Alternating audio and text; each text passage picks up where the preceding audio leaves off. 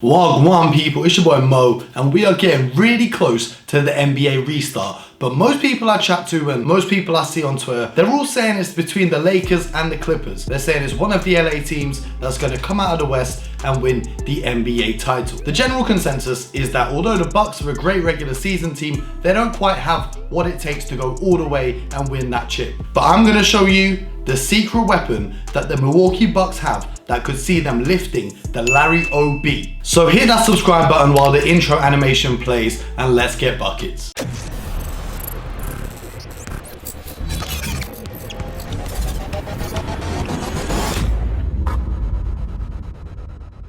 Now before we get into the game tape and break that down, let's talk about the Milwaukee Bucks. They're first in the East, 53 wins, that has included an 18-game winning streak, and the numbers are quite frankly mind-boggling.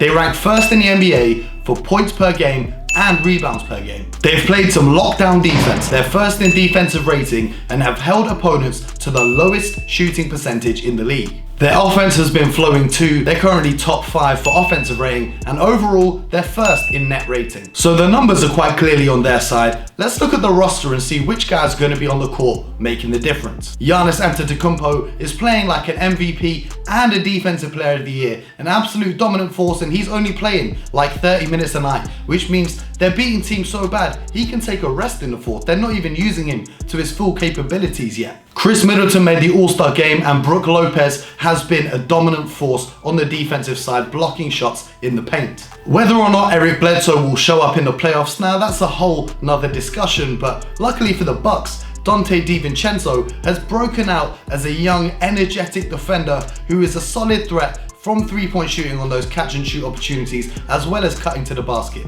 Now I know they lost Malcolm Brogdon last summer, but Wesley Matthews, Kyle Korver, and George Hill have all made solid contributions to help pick up the slack. Add to this, Coach Bud's team is another year older and wiser after making the Eastern Conference Finals last year, so I don't know why everyone's hyping up just the LA teams. Now I know they did throw away a 2-0 lead in the Eastern Conference Finals last year, as Nick Nurse and the Toronto Raptors did a great job of stopping them. But what if I told you that Giannis and the Bucks have figured out a way to defeat their kryptonite from last season? Oh, how'd you like me now? Now if you guys didn't know, alongside running the best basketball channel on YouTube, I'm also a studio analyst for Sky Sports, who are the national broadcaster for the NBA over here in the UK. And I was doing some pre-game analysis before a Bucks game earlier in the year, and something really caught my eye. So I want you guys to take a look at this. It's his shooting in general. I mean, the three-point shot is so important because in the playoffs last season, the Toronto Raptors, they seem to find out a way to kind of stop Giannis. I've got a few clips here demonstrating how they pack the paint with big bodies. As you can see here, they've got Marc Gasol there, and Giannis has got to throw the pass because they've completely sealed off his path to the hoop, because Giannis is most dangerous when he's going full speed and attacking the basket. That leads to the turnover. Here, he's trying to go full speed, but he has to slow it down and stop, because you can see the Toronto Raptors, they've got Kawhi Leonard sealing the paint, but they've also got Marc Gasol there, 7-footer, and of course Pascal Siakam, who's a big body himself. He's got to then give up the ball, and he can't get to the rack at will like he usually does. And as you can see here, he goes full throttle down and loses the ball. What he's done this year, he's added something to his bag. So now when they're putting big bodies on him, there's probably not a bigger body he'll face than Joel Embiid of the Sixers, who they played last week.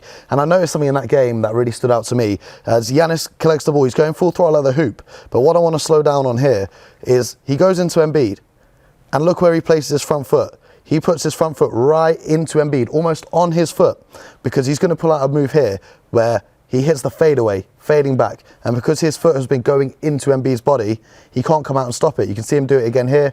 He spins and he scores. Now, over the last few years, one defender that's given him a particular amount of trouble is Al Horford. So he's got the isolation on the post up here with Al Horford. And, you know, Al Horford's a strong guy. Looks could be deceiving, you know, he's bigger than you might think. He stops Giannis attacking the paint, so Giannis just turns around, spins, and scores. And I know Kobe Bryant, who was a big inspirational figure to Giannis, is going to be very proud of that over-the-shoulder fadeaway that Giannis is starting to master. And if he can get the hang of it, you know, that's a nice counter for when defenses lock off the paint and stop him from getting in there. That's right, the nightmare for all NBA defenders is starting to become true. Giannis Antetokounmpo is figuring out his jump shot. Let it ride!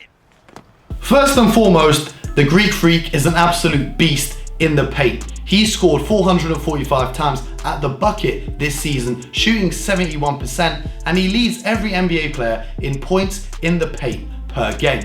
But here's where it gets really interesting. In areas that are between 5 and 14 feet away from the hoop, he's increased his shooting percentage. It was 35% last season, and now it's up at 40%. As you guys saw in the clip just now, instead of passing the ball away or throwing a turnover when defenses use that shell defense and seal off the paint and stop the Greek freak from getting to the rack, Giannis is opting to shoot fadeaways. Last season, he shot 41% on fadeaways, and this season, he's up to over 50%, which means, if he's shooting that 1 out of 2 times, that's going down, and he's only going to improve and get better at it. If he can master this move, he's going to be virtually unstoppable. Think about how many times a 7-footer like Kevin Durant or Dirk Nowitzki have hit that fadeaway and left their defender completely powerless. Giannis, with his height, his wingspan, his athleticism, fam, if he can master this shot, I'm telling you, it's over. It is over. Like Vince Carter, it's over for the league if he can master this shot. He started shooting the ball at a slightly higher release point, which has really helped his jump shot to come along, and he's put in a crazy amount of reps during the off season to make this a priority. And it's not just fadeaways. The reigning MVP has been working on his 3-point range as well. That's right, he's dominating everyone inside the paint. That mid-range he's working on, that fadeaway, and now he's trying to extend that range all the way to the 3-point line. Those conversations with Stephen Curry have been paying off. Now this is mad important for Giannis, because if you're a bad shooter, I don't want to mention any names, but let's take Ben Simmons for example. Defenders can leave you wide open when you're on a 3-point line. They ain't got to worry about you. They know you're not knocking that down, so they can give you that space and seal off the paint. So if you catch the ball, you've got to shoot it. You're in acres of space, you can't attack the rack. But if you're a good shooter, or even a reasonable shooter, who's capable of hitting 1 or 2 of these per night, they've got to respect it. They can't give you a wide open look. They've got to come out and guard you. And if you come out and guard Giannis, he's taking one giant stride, blowing straight past you and attacking the rack. So if he can shoot from the outside,